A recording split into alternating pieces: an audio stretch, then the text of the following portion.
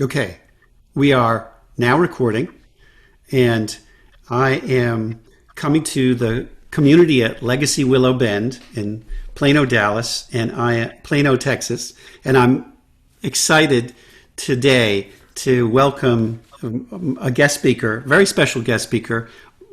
Reverend Theron Cook is a classmate of mine, and we were friendly at Harvard 40 plus years ago, Too and many of the we had the pleasure of getting together at the reunion a couple of years ago and reconnecting, and we've been in pretty steady dialogue for a few years now.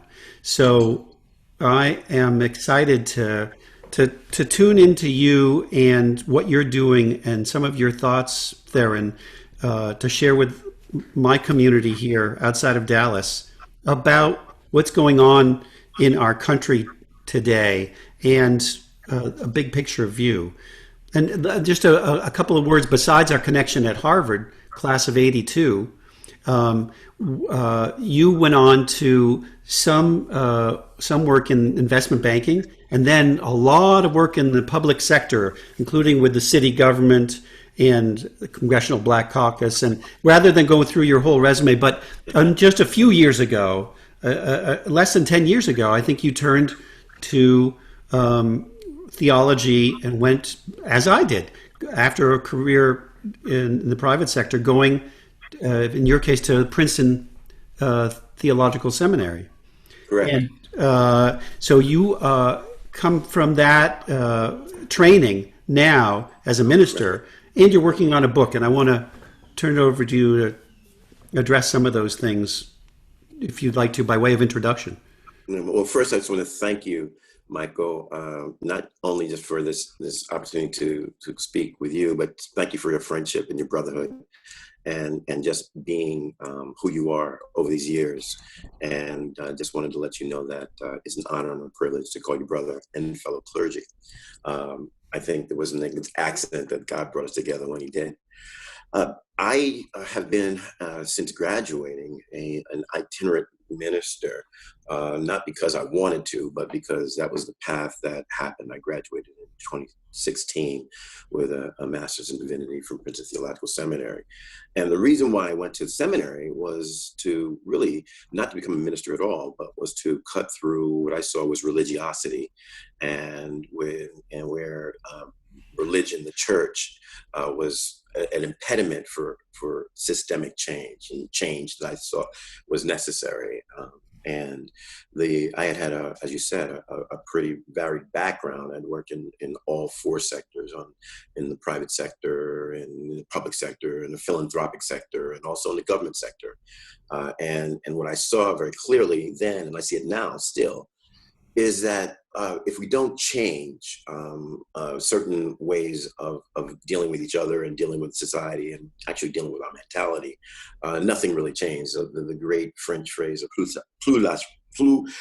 ça change, plus la place la même. The more things change, the more they stay the same, becomes a pretty big and clear foundation for where we are as a society, American society in particular. When we're looking right now at the Black Lives Matter issue, of police brutality, of African Americans, in particular, unarmed African Americans being shot down, or being killed in the streets. For some, it's new. It's a new phenomenon, and this is, how could this ever be? But if you look at history clearly, this is a continuum. I think people have not really been completely given all of the evidence of the continuation of Black bodies being killed by white police officers. What we're seeing over the last couple of years, or actually this year, is not an aberration. What the aberration is that people are actually seeing it. Okay, the riots of 1960s, the Harlem riot of 1964 in particular, was a result of the killing of a young 15-year-old African-American boy by the name of James Powell in Harlem. It set off the Harlem riots in 1964.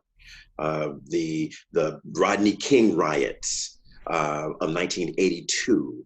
I can go on. What happened with Michael Brown in 2015? So the notion of newness, or we're just looking at this for the first time, or this revelatory understanding on the part of many Americans to what has been a continual socio-political reality for many African Americans and many people of color, for me, is systemic. Okay, So yeah. I want to break in, interrupt with a couple of points here. One, I forgot to say that you're coming to us live from Brooklyn today. Right, right. Great place of Brooklyn. Secondly, minor detail, but I think Rodney King's riots were 92, not 82. 92, 82 was correct. back when we, Yes, but 92, that kind of goes to the point that there is an over and over again nature to some of what we're seeing unfolding here in 2020 in America. And you've touched on this word systemic, right. Theron, and I want to start our interview with a part of an article that from the Washington Post that I shared with you, came out recently. The opinion writer Megan McArdle asked the question, why is COVID-19 killing more black people than white people in America? And she says, for many on the left, the answer is easy: systemic racism. And that answer drives conservatives bonkers. COVID-19 comes from a virus. It doesn't care whether victims are white or black, and doesn't have eyes to distinguish. Now, she considers herself a conservative, and she believes that there's something to this question and this answer that deserves more attention. And she says, let's start with the idea of what systemic racism is, which is not systems full of racists. Black people aren't dying in such numbers because all or even most white people around them hate them and want bad things to happen to them. But they probably are dying because we enslaved their ancestors. I say we, even though my personal ancestors never, as far as I can determine, enslaved anyone or even set foot in the South. But I'm a U.S. citizen, and the United States legalized slavery, even to the extent of helping some whites pursue runaways into free territory. We, as a nation, did that. They, as a people, suffered. And all modern Americans inherit a legacy stained by that suffering. But black Americans also inherit the suffering which didn't end when slavery was abolished. It went on and on through the legal strictures of Jim Crow, through rampant private discrimination, which still unfortunately continues in diminished form. I won't read the whole article, but it opens up this question of systemic racism. And that's correct. pretty new to me, and I think most of white America. So, well, the thing that, because you have not experienced it on the wrong side of it, all right? And they said that the messenger of misery doesn't really exist until he knocks on your door. And so if you go into the archives of the New York Times back in 1987, you'll see an article that starts off about with Theron and Claire Cook, who were the victims of housing discrimination in New York City, and how that housing discrimination was manifested in so many different ways that it ended up spawning the New York Times to do an in-depth expose of the rampant housing discrimination that had happened. So when we talk about housing discrimination as just a systemic issue, meaning that it doesn't go away, the fact that the ramifications of that are such that they end up having a connecting situation to something else that becomes a systemic outcome. So for example, if one lives in a poor neighborhood, right? And you live in a poor neighborhood because you were not allowed to live in the rich neighborhood because you ended up having laws, in this case, redlining. I hope your people know what redlining was or still is, because it still exists. Redlining still exists, and redlining is the decisions, the policy-making decisions on the part of government and or the private sector. It's not Banking. just the banks that redline. It's a No, government. the redlining literally came about in the 1940s, right after 1945, when the Federal Housing Administration decided that there's now this new phenomenon that has never existed before called the suburbs.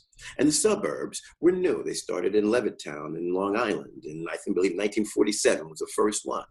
And the federal government, decided that they were going to put red lines around areas where banks were not to lend to Black homeowners, and they were not going to allow Black people to have houses in particular areas. And that's because they could implement that because they wouldn't back the banks making loans, underwrite. They could implement it because they had a policy at the time that they could justify it. And the justification was that if you brought Black people into those neighborhoods, it would end up diminishing the housing stock. And therefore, because these are many of them were recent veterans who had gotten the GI Bill to allow them to purchase for the first time a house with 3% down, an FHA loan, 3% down, which was a new and innovative program to facilitate home ownership, then you wanted to make sure that those investments were not going to be diminished over time. And if you had Black people living there, then that was going to not only possibly diminish it, but also, in their mindset, cause racial harm or call racial problems. And so you wanted to have peace and harmony. And so it was a federal policy of redlining, okay? And then that And part of that was that African American GIs coming out of the army were not extended the GI Bill. Correct. That's another example of systemic racism. The system is actually doing it. It's not individuals who are being racist, but the policies that end up becoming day-to-day manifestations of how you live your life becomes systemic. Whether or not I can rent a house or rent a car based on the color of my skin determines whether or not I can live or even go somewhere, because access to my job is needing to have a car. So there's an issue of what whites who have never experienced this with is completely oblivious to it. It's like, if they've never experienced it, why would they even think that something like that would exist? Yes. But they do know that discrimination exists. They do know the fact that prejudice exists. They do know the fact that they've seen aspects of where African Americans have denied entry or denied access to a particular situation.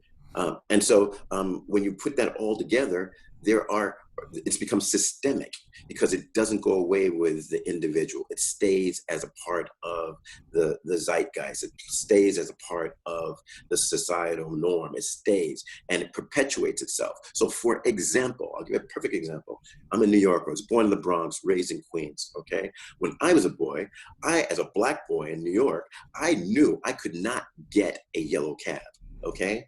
Getting a yellow cab was not something that Black men could get, because that was the norm in New York City, just the norm. And it was a system-wide thing. There was not one yellow cab that would pick up a Black man. That was the policy of the That's time. now. How old are you talking about? What? It's 12 years old, 1972. You and I were born in 1960. All right. And so I'm talking about in the 1960s when I became cognizant of yellow cabs, in the 70s when I was a teenager, and in the 80s when I was a young adult, knowing damn well if I was in Midtown Manhattan not to hail a yellow cab because I wouldn't be picked up. Okay, so that's an example of systemic racism. Another example, one of the things I want to just give you succinctly is the formula of how a systemic approach can be viewed. If you live in a poor neighborhood, that's A. you have poor schools, B, have high dropout rate, C, then you have a high involvement in drug dealing, D. E, you have a high incarceration. So that's an A, B, C, D, E formula on how in certain neighborhoods you would have a high percentage of those people, young people, black and brown, going to jail. That's a systemic phenomenon.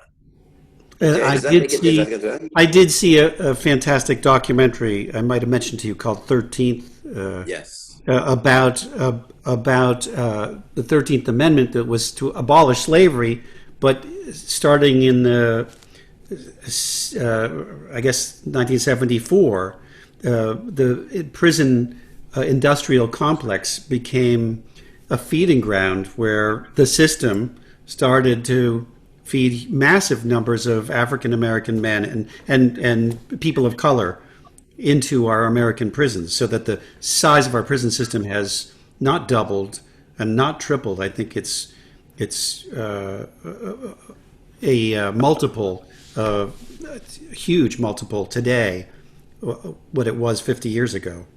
Well, it's funny you should mention that. The proprietary prisons, prisons for profit, for me was the catalyst for me going into seminary.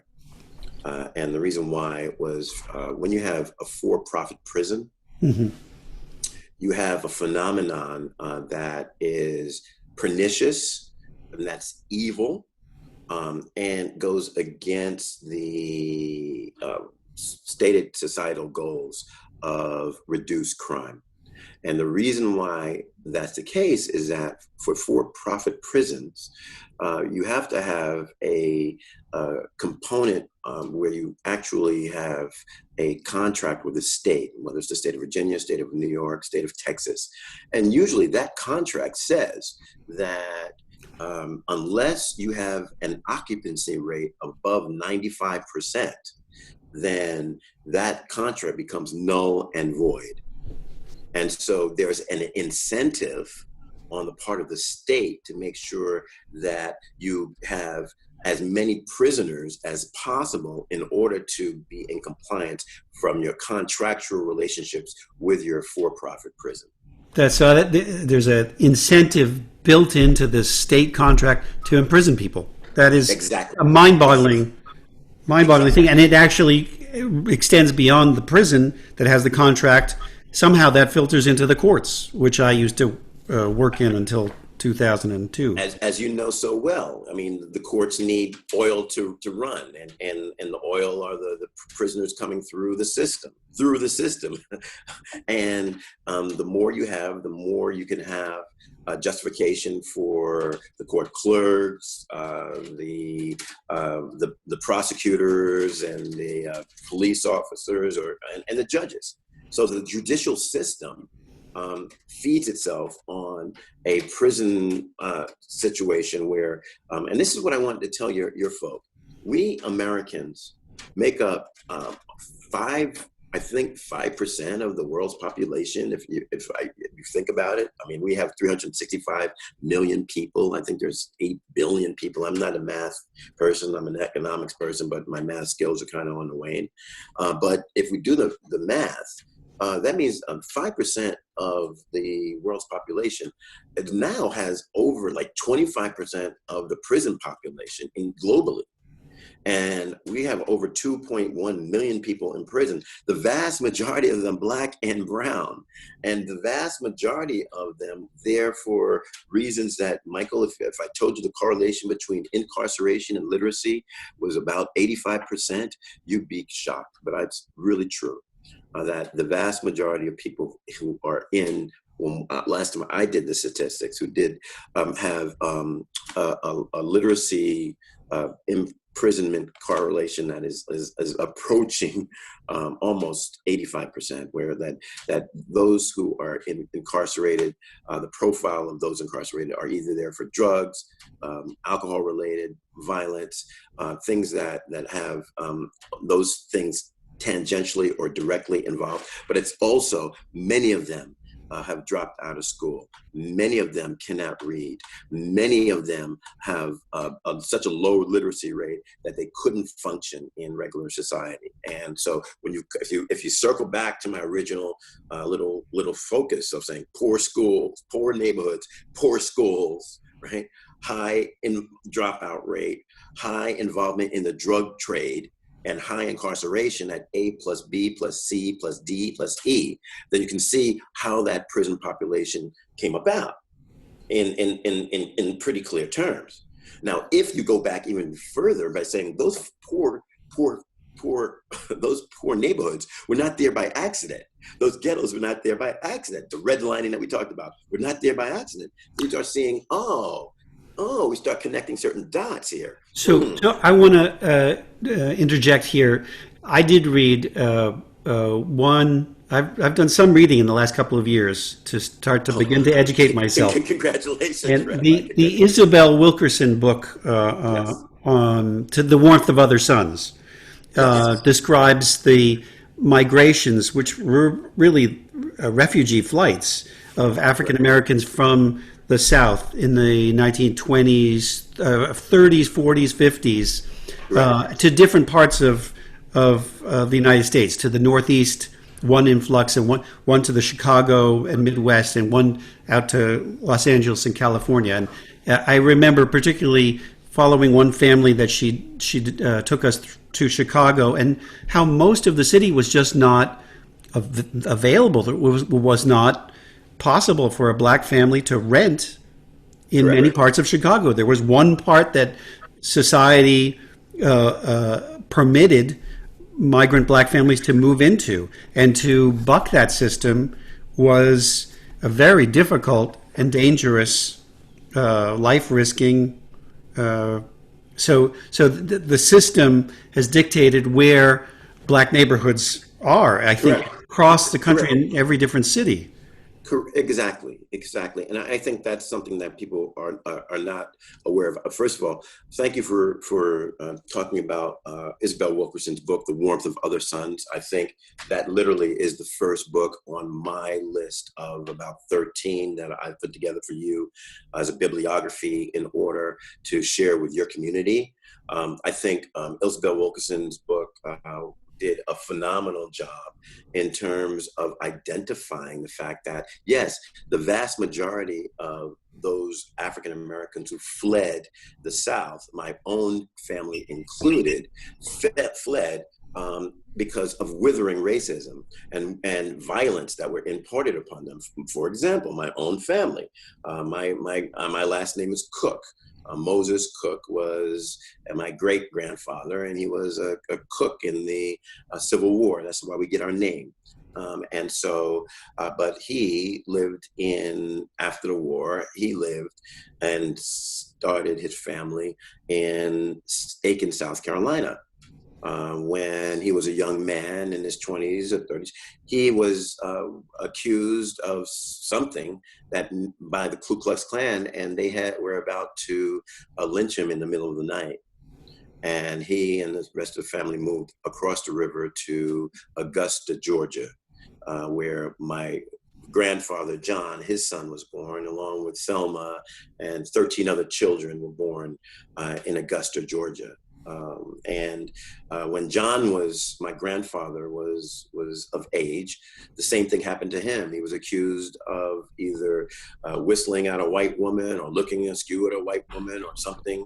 And at 3 o'clock in the morning, the family fled to Philadelphia, fleeing what would have been a routine lynching on the part of the Ku Klux Klan and their affiliates, many of whom are law enforcement officials.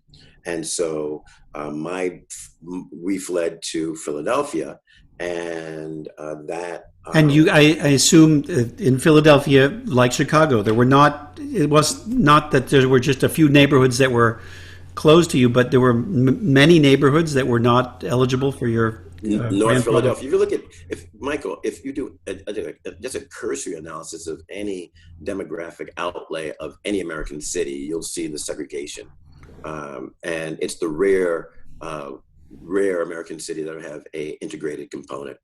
And so if you look at North Philadelphia, it would be the equivalent of south side of Chicago. It would be Harlem, Bed-Stuy, or any of the other all Black areas. All Black areas were not something that the Black people wanted, specifically something that the middle class African Americans wanted, because they wanted to have everything that any other middle class people could have. I think one of the things that I will say to your community is that anytime they are thinking about the Black community as a entity or a monolith, that in of itself means that they need to do a lot more reading, that there has never been a one Black community, that the African Americans and descendants of slaves in this country have always been diverse and split along class lines and along regional lines and others. The ghettoization of when the forced migration happened put those classes together. But if the druthers would have been the upper class and the middle class and upper class African Americans would have lived with upper class and whites, but we're denied that. Okay, and if you talk about the class structure of African Americans, I think that's what Isabel Wilkerson does in a great way, because when she looks at those kind of the three strands of migration, African American migration going north, she looks at a poor person. I think the guy's name is George in Florida. He's relatively poor. The guy who goes out to California is a doctor. Right. All right. There's no way he was poor. So the issue of class designations are in any community. So there's a misnomer of the Black community.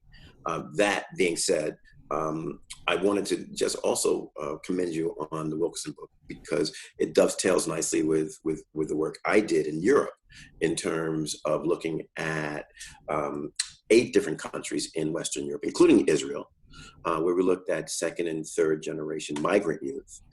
We did this work back in 2003, and it was published in 2004, first in Germany, and then here in the United States. And what we identified were certain patterns that were going on in Western Europe as it related to the second and third migrant youth. Second and third generation of migrant youth? Yes, who were actually citizens of the countries. The book, I don't even think I put my own book on the bibliography. I'll add that. But what makes Wilkerson's point so good, and we saw it firsthand, is that the migration patterns are the same. That the African American migration from the South to the North are not dissimilar to migration patterns that had happened in France, Britain, Germany, and I don't understand. What do you mean? How are they similar? The similarity is being ghettoized, and the similarities is the push-pull phenomenon. The push-pull phenomenon is, in any migration piece, usually is the pull is that people need labor. So in the European context, there was the notion that after World War II and the destruction of the infrastructure across the continent and the destruction of all those males, soldiers who are now dead, you needed somebody to rebuild the bridges, the schools, the roads. Where are you going to get that labor? And so they went to their former colonies, right? Same thing happened in the United States, where in the colonies, people were seeking to get out of revolutionary chaos and migrate to someplace safer for their families. That's the push. So the pull is for the countries to invite those people in. That's the pull, and the push is to go. So it's a push-pull. Same thing happened to African Americans, because there was a whole lot of the Chicago Defender was a perfect thing where they were the African American newspaper that put a lot of advertisements for African Americans in the South to come north, come work for Ford, come work for GM, come work because we need to, they need labor. They needed people to actually build those cars and do the steel mills and all that stuff.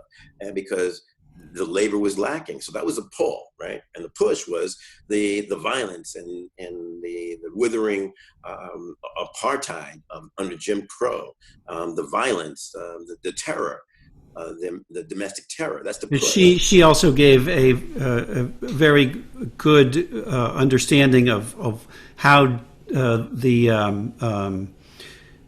tenant sharecropping system kept people impoverished in virtual slavery. Exactly. Even though slavery had been abolished for 100 years into the 1960s, sharecroppers were fairly bound to the land and had to accept whatever the white farmers were willing to pay. And it was a peonage system, and it was slavery by any other name. And many of a black farmer, my family were sharecroppers. Many a black family, many a black man was lynched when at the end of the season, and he went to try to get his fair share of the crop that he was promised, and the money that went with it in order to pay for the rent, the foodstuffs and clothes for his kids, or even the school to put his kids in if they were lucky enough to go to school. He had to take out loans in order to do that, usually from the same property owner who owned the school, owned the general store, who owned the thing, and lend him out. And then when he came for his fair share, he was given nothing. So rather than go deep into what sharecropping was, I want to make a statement and a question here. I think we got past sharecropping. That part of systemic racism no longer exists, except it does to some extent. But now I turn it over to you for a question. How much of that system still exists today in America? That's a great question. I haven't done a lot of recent analysis on modern day sharecropping, but I do know that the amount of African-American farmers have been diminishing significantly.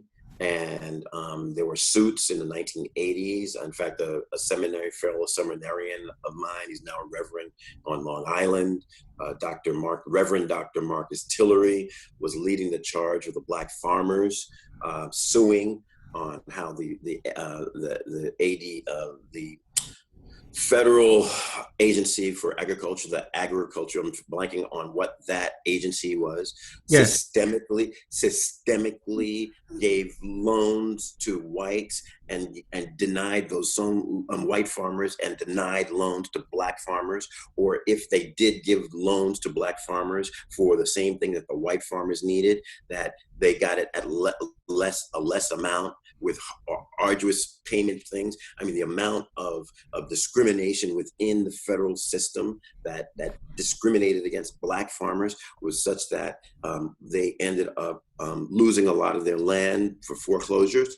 It's unfair of me to ask you about agriculture and sharecropping because that's not something we've talked about before, and that's not necessarily the area that you've focused on in your research and your book. Right. But in terms of the system having ways of continuing the inequity, right, there are a lot of ways in which the system has a lot of hold on what's permitted in this country. Exactly, and what's normalized, what's permitted, what's normalized, what's lawful, and so there's a great book. It's on the bibliography. I will send it to you. Eduardo Bonilla Silva, Racism Without Racists. Okay, 2014 book, Racism Without Racists. That book, in and of itself, delineates in clear terms for anyone who's willing to listen and learn the various notions of where the systemic racism is and where in every aspect of our society. And so the point is that anytime you are interacting as from a powerful position, if you're a white person and you have a decision-making capacity and you're engaging with a black person, and whether you know it or not, you're making decisions based on their race or how you view them. And that decision ends up being, whether you know it or not, racially informed, directly or indirectly, that culminates into a systemic manifestation. So, for example, perfect example.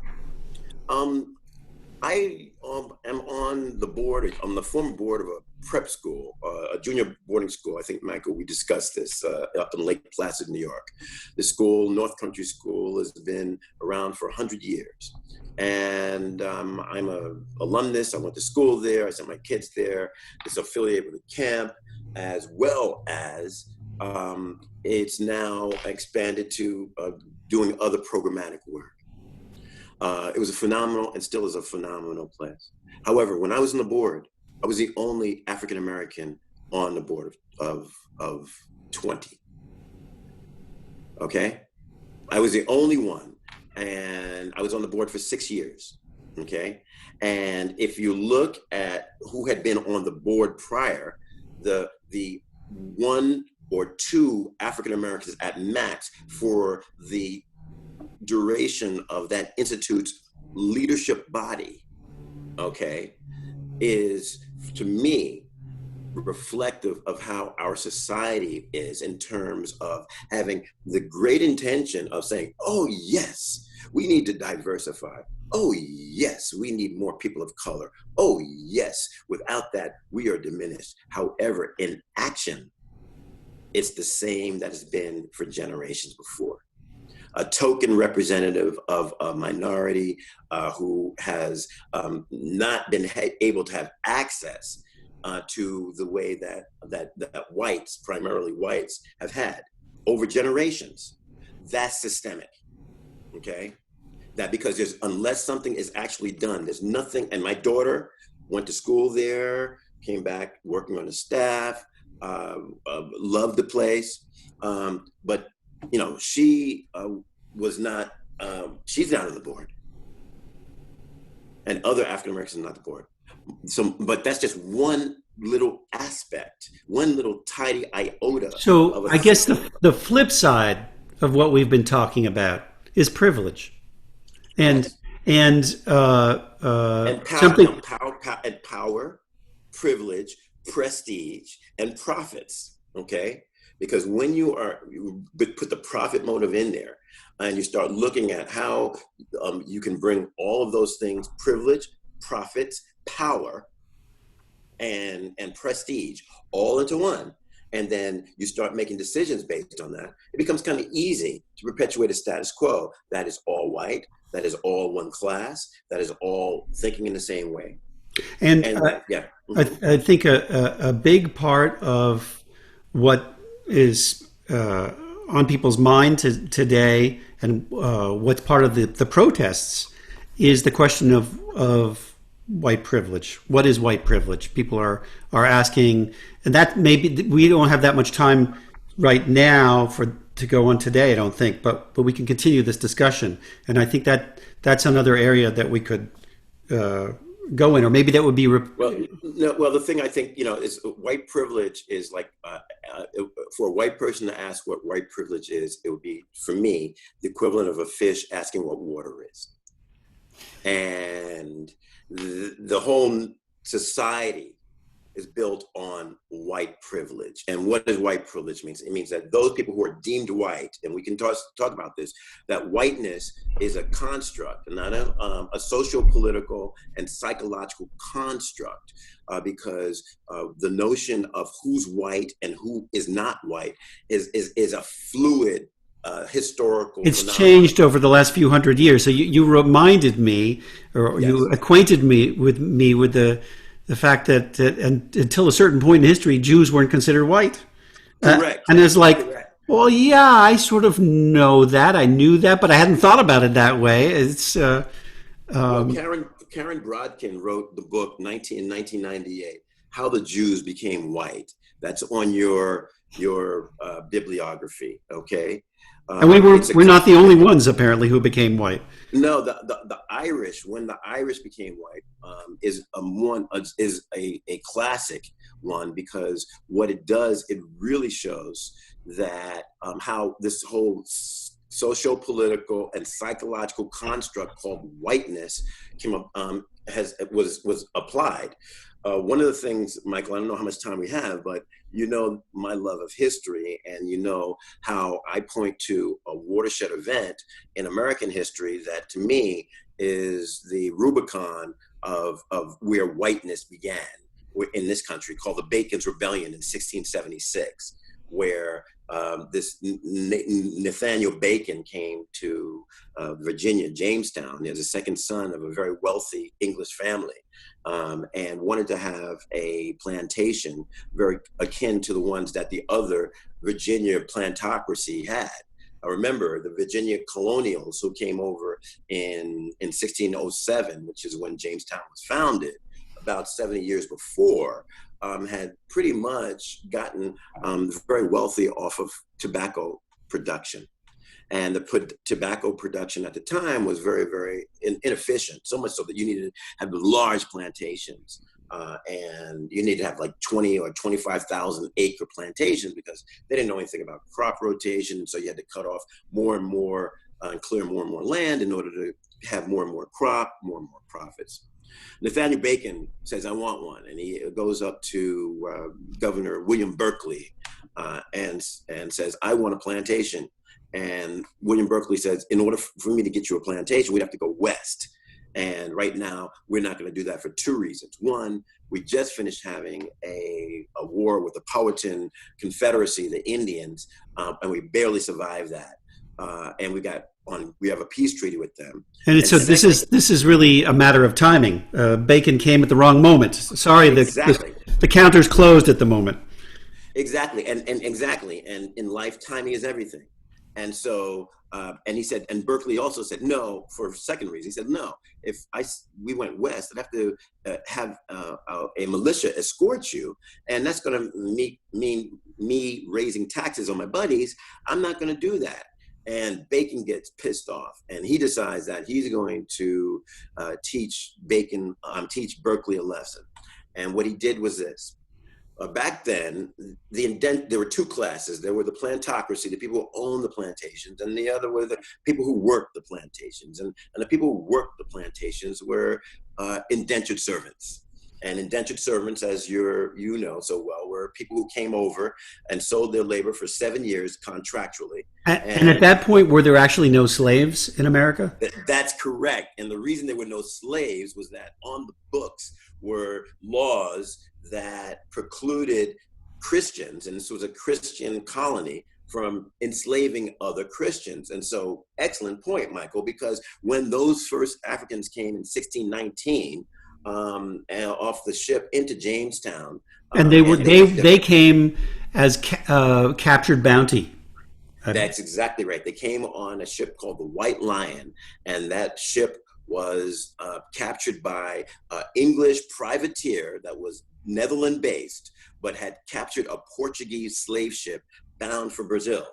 And they had captured it and brought it to the English colony of Jamestown for foodstuffs. The quote-unquote 20 and odd Africans were exchanged for foodstuffs.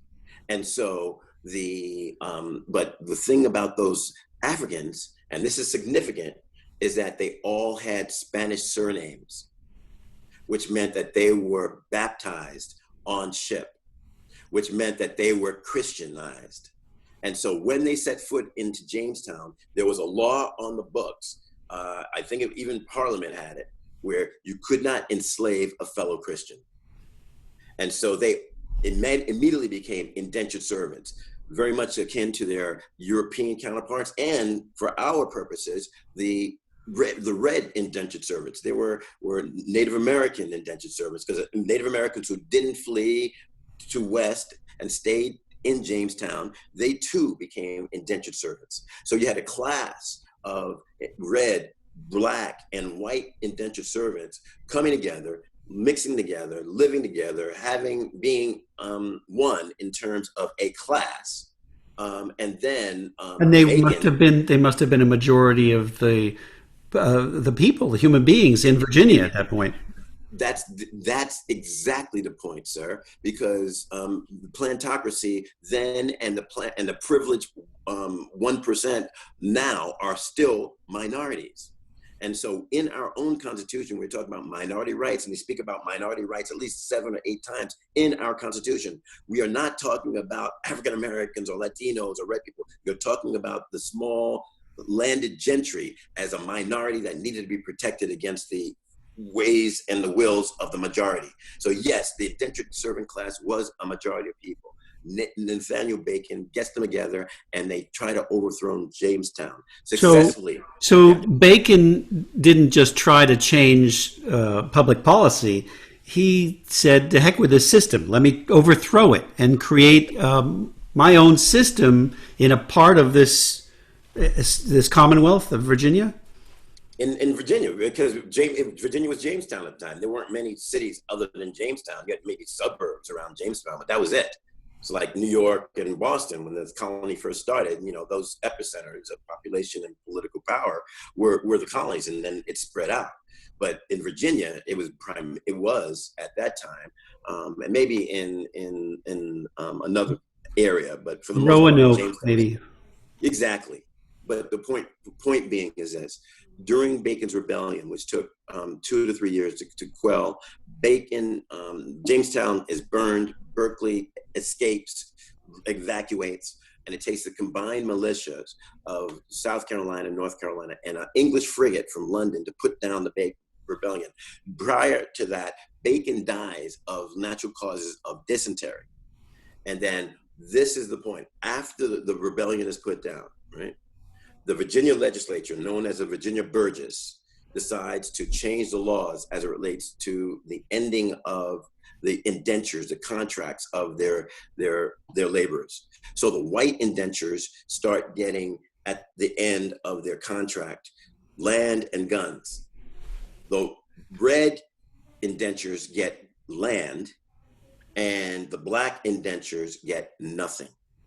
So they start splitting the lower classes along racial grounds. It's not until and that's written into the laws of Virginia, into the Virginia Burgess laws, exactly, and in the laws of the colony, those are written, and then that becomes the system starts implementing that. Right? It's not until 1691 the word white is ever used, because prior to then, the vast majority of indentures were English. They saw themselves as Englishmen, and English colonists were the few spatterings of others who are non-English.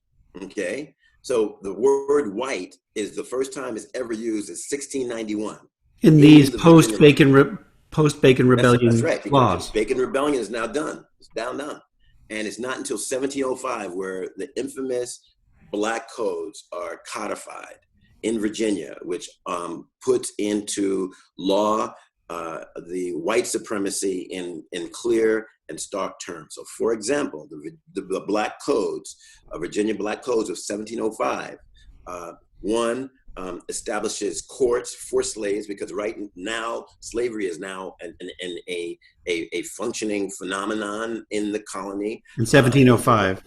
Right, yeah, a functioning for, so it's separate courts for the slaves and slave masters, meaning that if you were to abuse your slave and do all the things that slave masters were allowed to do, and your punishment is going to be different than it would be anywhere else. Another law that said there's a law that says no white man can work for a black man. That is in law. Another law is that no black man can have a gun or weapon. That's in the law. So if you look at the Black Codes, you start seeing literally the creation and development of systematized and legalized white supremacy in the laws. Okay, well, because the 1705, you start having other English colonies. Remember, there are 13 English colonies, right? They start replicating the same thing, because throughout the colonies, they have slavery also. In the North, every colony had slavery. The North had slaves. New York was one of the largest slave markets. In fact, New York, Brooklyn at one point was the largest recipient of slaves in the entire Eastern Seaboard. And so New York State, as the abolition of slaves started happening, Vermont being the first one to start in 1777, where they started abolishing slavery. It took decades for other slaves, other northern slaves to get rid of slavery, where New York wasn't until 1835. And so the point being is that slavery was a American phenomenon throughout the 13 colonies. And the corollary to slavery is always violence. You cannot keep slaves in slavery without violence. So, And so, yeah. I think time purposes, I want to honor our agreement to finish up, but Yeah. you know, this is a big place to end, and we're in history back in 1720 now. So there's a big question of the white supremacy that was created by the legal system in 1720. Well, no. It was more than 1720. I mean, you start. I'm using Bacon's Rebellion, Okay, 1676. starting points. Oh, Right. so 1676. Okay. That's right. 100 years before the Declaration of Independence. Okay, it's an easy mnemonic. So 100 years before the Declaration of Independence, an event happened that is not taught in our schools. The fact that the vast majority of your people, I would assume, have never heard of Bacon's Rebellion. I didn't know about it. They did not. Well, I learned about it at Harvard. I did, because when I did my whole thing with, because I wrote our sophomore tutorial on the rise of slavery out of indentured servitude. So I have a pretty good understanding of this from that perspective, but I had never heard of Bacon's Rebellion. I went to a high quality prep school. They never taught me about that. And so the issue of, and you went to a high quality prep school and they never taught you about that. So the point being is that, you know, there are certain parts of our history, and we can close on this, there's a certain part of our history that we were not taught about, that if we knew about it properly, would allow us to understand why there's things called systemic racism. There are things that are manifesting themselves in Black Lives Matter, things that are manifesting themselves in the disproportionality of morbidity and mortality as it relates to COVID-19 phenomena, and why there are still areas in this country that are highly segregated, where segregation, both residential segregation and economic segregation, they go hand in hand, then are still existing. So let's pick up our conversation next time with this question of how the codes, the Black Codes, 1705, the Black Codes, and the systemic racism that was created around that time, why and how that's relevant to our situation today, 315 years later. Because there's the easy answer, and you can ponder this, is that you can change you can get rid of slavery, but if you don't get rid of the mentality behind it, it will reiterate itself in a different form. Okay, that's a mouthful, and we need to break that down. So if you don't change the mentality behind what you were doing before, then that it will continue. I have heard in my wanderings to get to this point about colonial mentality and how the folks in countries that were colonized by the European powers took on a mentality of being subject to, and even when liberated, some people carry that mentality forward. And so I think that there's some parallel there. But let's wrap this part of our conversation up. And I want to thank you, because this is a lot. It's great. It's good to see you. My pleasure. Great seeing you. And I'll wait for the next time. So whenever the next time is, let me know. I will. And all right. I'm looking forward to it. And in the meantime, I will send you that bibliography, and I'll make sure to include my own book. Excellent. All right, good. I look forward to picking this up soon, Theron. Excellent. All right. Thank you so much. Bye-bye. Bye-bye.